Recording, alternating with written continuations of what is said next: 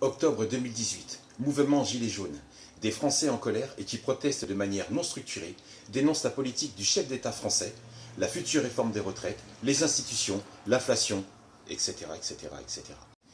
Aujourd'hui, 2023, j'entends souvent « Mais ils sont où les Gilets jaunes ?» Eh bien, ils sont mutilés, abîmés, estropiés, fracassés, tabassés. On les shoot au flashball, LBD, appelle ça comme tu veux, c'est la même daube. Les affrontements entre policiers et manifestants ont abouti à des mutilés. Et malheureusement, il y a eu violence sur les gilets jaunes, des blessures qui ont causé le handicap pour certaines personnes, des blessés, des estropiés. Le paradoxe est que le gouvernement actuel permet le manque d'accompagnement médical, le manque d'accompagnement judiciaire, à l'heure où il serait judicieux de dénoncer et de condamner toutes ces armes mutilantes à l'encontre des manifestants. Je me souviens du récit d'un serveur en 2019. Il sort du taf. Il se retrouve pris, malgré lui, dans un groupe qui est pris en chasse par des CRS, qui ensuite est rattrapé par des policiers à moto. Le serveur se fait arroser de coups de matraque.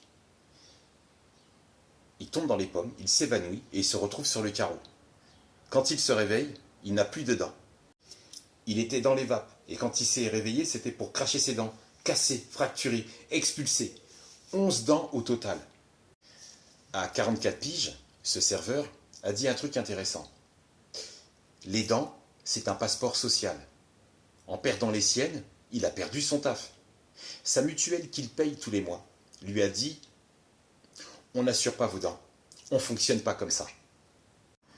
Avec un énorme trou dans la bouche, il ne peut plus sourire. Il est vite exclu de tout. Plus de taf, plus de thunes, plus aucune interaction sociale. Un gouvernement qui permet de tirer sur des citoyens français en visant la tête des Français qui ont perdu une main, qui ont perdu un bras, qui ont perdu un œil ou un testicule arraché. Ceux qui ont été éborgnés en présentant leur radio, on observe que ce n'est pas juste au visage qu'ils ont été touchés. Ça leur a explosé la tête.